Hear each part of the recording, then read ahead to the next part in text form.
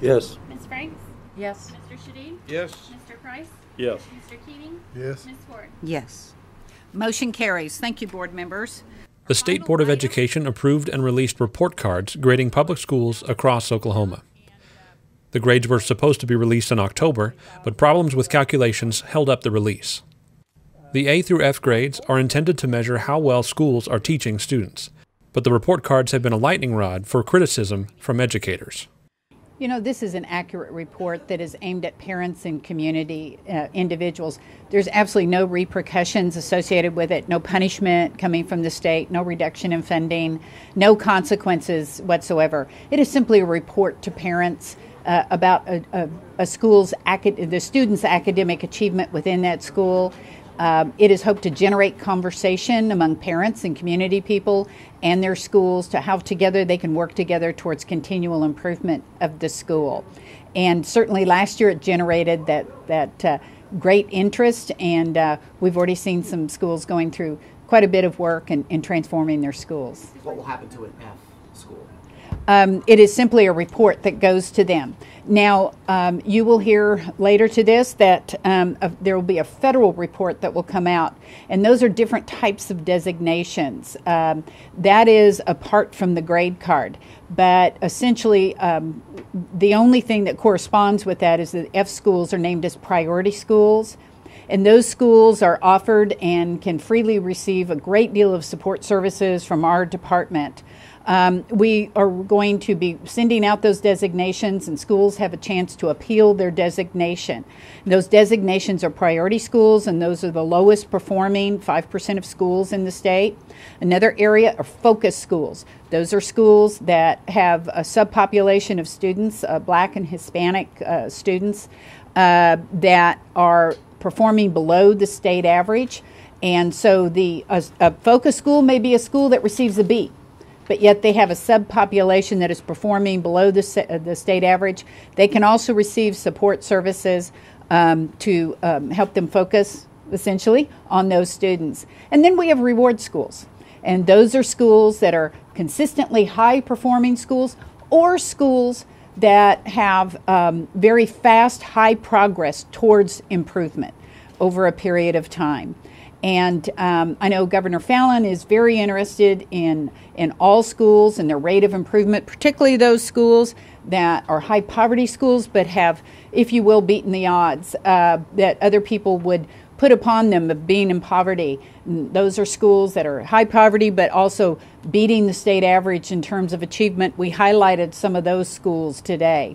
And we would like to I have proposed in my state budget a $16 million component to allow for competitive grants where those types of schools, both high performing and high progress schools that are in high poverty, have an opportunity to benefit from that grant and then partner with other schools that are lower performing but of similar demographics to do that peer-to-peer interaction towards continual improvement. And so we're very excited about the opportunity. We're certainly going to be visiting with the legislature to approve that fund to essentially provide that grant money to those schools. Superintendent, I've spoken to several different superintendents across the state in the last day or so, and they've expressed extreme frustration with this A to F report card system, regardless of the grades that they receive. Some of them actually have quite high grades.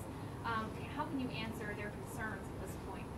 Well, we believe that it is important that Oklahomans have an accurate report. And essentially, we think it's important that every Oklahoma parent has a clear and accurate report on how their schools are doing. Previously, we had an accountability system that no one objected to, and it yielded a number. Just last week, I was in a room of about 75 individuals, and I said, has anybody here heard about the API system, the API accountability system?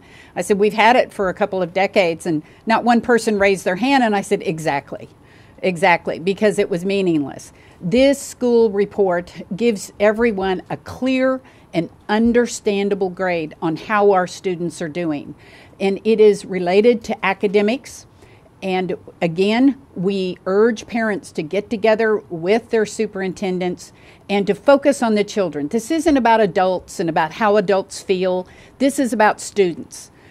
This is about students and their ability to be able to really reach the promise of Oklahoma. And that's what we're continuing to be focused on, is the students. Superintendent, what did you mean when you said some are engaging in political gamesmanship over the A through F? Well, I think it's no secret that there's been a lot of statements made in the press about this, and it is for political game.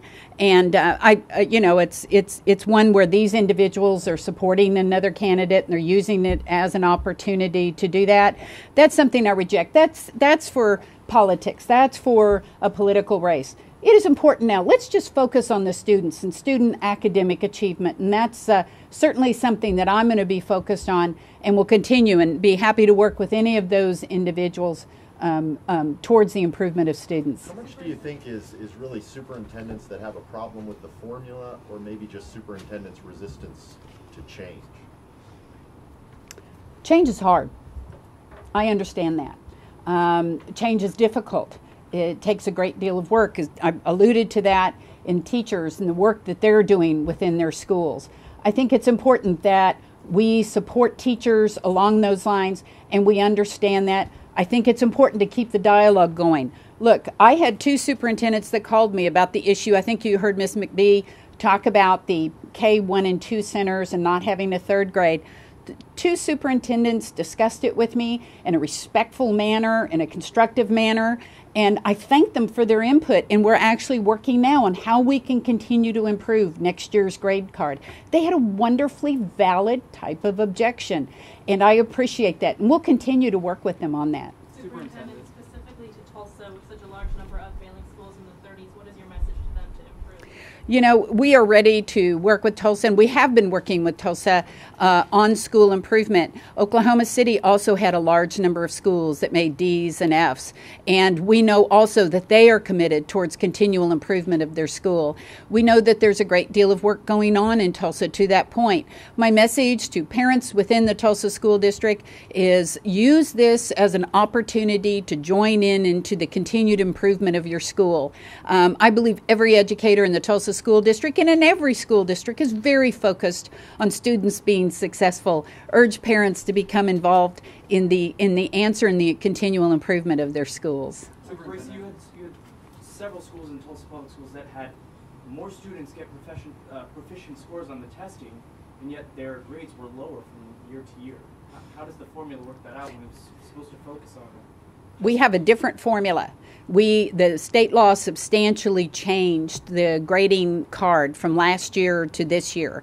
And so it's a very different formula. In addition, you heard things about non-full academic year and full academic year students and how they counted. In addition, the growth factor for the lowest performing students is very different this year. It is the true lowest 25 percentile of students, and so it's figured differently than last year. So it's almost an apples to oranges comparison between last year and this year, and it resulted in a very different distribution. Let's point out, we've got a lot more A's this year than we did last year. And we are focusing on academics more than we did the year before. So those schools that are A schools and B schools, they really were challenged, and they reached an A or an B, and they are to be congratulated for their work. Would there be anything that you would do differently when somebody earlier was talking about the problems that you guys encountered over the summer? Is there anything you would do differently in terms of transparency, or do you think everything was fine? Well, we are very proud of the transparency, and I think it was misunderstood and misrepresented for what it was. We were determined to make this as transparent as possible. And so Oklahomans got superintendents and administrators got to see those changes as they were happening in real time. And so when someone goes in and changes a data point, that changes the grade, and you got to watch that happening in front of you. And indeed, that work went on. And so for that, we're actually proud of that transparency. We stayed true to what we believed was important. In terms of verifying data, you know, as Mr. Robinson said, he said, make sure that that is that student, and that is their student ID, and that is the proper test for them to take. And all of the 2 million data points, we're looking at a way we can do that next year in a way that will allow us to not have it be such a time-intensive event, but allow it to be a rolling process through the year. We're looking to other states and some of the work that they're doing. We're looking to strengthening our student information system to allow us to do that, and just to make sure that this is a process. We understand the burden on districts in terms of looking at this data, want to do what we can to relieve them of that burden and to assist them, and just to make sure we're doing everything we can to have the most accurate data that we can and do it in real time. We are intent on making sure that we get these grade cards out much, much earlier next year. There is, as we are intent on making sure that third grade scores are out next year for the third grade assessment. And we're continuing to talk about ways that we can improve it. And part of that is making sure that that student data is verified, and all of those points are verified much more earlier and in a more efficient manner. Superintendent? Yes, sir. This A through F grade versus the API, I know there were talks of high correlation between performances in both systems. Why is this A through F grade going to make a school that, say, gets a low grade, kick it into high gear and try to improve? Well, a lot of the data components that were in the API score are contained in this grade score. But if I told you your child's school got an 1140 API score, what would that mean to you? Probably not a lot. But if I said maybe that's out of 1,500 total points, all right, then you'd have a little bit more information, but not quite sure to do with that. I said if that's a C, you'd say okay, precisely. The point is parents must have an understandable, accurate type of a measurement that they can become a part of the answer for their child's school. And that is why we're doing the grade card. Other states that have done this have seen similar results in terms of an increased amount of participation by parents and community people and the overall improvement of their schools. This is just one part of a suite of reforms that we're enacting in Oklahoma. So without parent engagement, this system technically could fail. Or community engagement or grandparent engagement. This is one that we think is important as part of an overall reform effort, and so far we've been getting some great responses to it. What's your reaction to the OU and OSU report on the A through F system, where they said A and B schools were least effective for poor and minority students? They said math in D and F schools scored higher than in some B and C schools. They were very critical of the system. You know, if I were a teacher and I was told that 70% of my work didn't matter in the achievement of a child, I'd be insulted if I was a teacher. And that's what that report said. And that report said that children of poverty can achieve. You know, folks, this isn't about poverty, whether or not a child is poor. This is whether or not a child is prepared. That's how we need to look at this in preparing each child, no matter how they come to us. And so instead of talking about poverty and using that as an excuse and saying certain things are out of their control, when you think about a child either being prepared or not prepared, then you get into a no excuses type of philosophy and a whatever it takes. And that's what we're focused on, whatever it takes, because these children have a right to the future of Oklahoma and the future of this country. And that's what we're focused on. That report, we've talked about the problems and the way that they constructed the report. We have serious concerns about the construction of the report and the way they designed it, their sample size, and the assumptions that they had about this, about our grade card. I believe personally that it was politically motivated. No question about it. It was written by individuals that have a predilection away from accountability, that philosophically, if you take a look at their writings, they're opposed to any form of accountability. And so when you have someone with that level of a prejudice, you can almost expect the type of report. We soundly reject the report.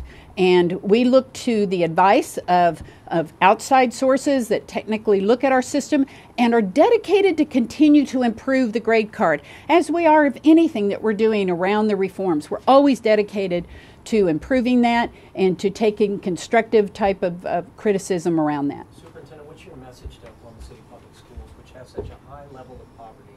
You got 39 Fs and 20 Ds after 1 F last year. You know, I've been more involved with Oklahoma City Public Schools than any other school over my career in education reform. And I can tell you that I was absolutely thrilled when I saw the grade for U.S. Grant High School. And that's what we're focused on in those schools that are doing well. For those schools that didn't do well, I take heart in Superintendent Lopez's statement that they accept the results and they are focused on improvement. And with that, I want to pledge to Superintendent Lopez, his staff, and every superintendent in the state that we're here to be a part of the answer for your school. To the teachers in those schools, we know how hard you are working, and we are here to support you. Right? Superintendent, we keep hearing from a lot of the superintendents across the Tulsa area that they're not against the A through F system. They're against the formula and the fact that more educators weren't included in the process of forming that formula. And they ask that their voices be heard in going forward and perfecting the formula and making sure that it is completely accurate. What is your response to that? My response to that is that at the time the law was changed, it was a direct result of the input of superintendents and administrators. I expressed concerns about all of the changes. I liked the component of that third portion that was in there last year. It gave more well-rounded idea about how the school was doing, about parent participation and attendance and things like that. And that was removed. It was removed as a result of their suggestions.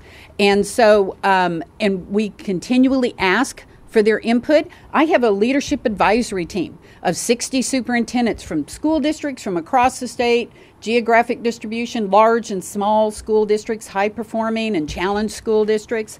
And we constantly are engaging with them about their input. So if they're saying they're not being heard, I find that quite curious because their suggestions drove the change to this grading formula. All right?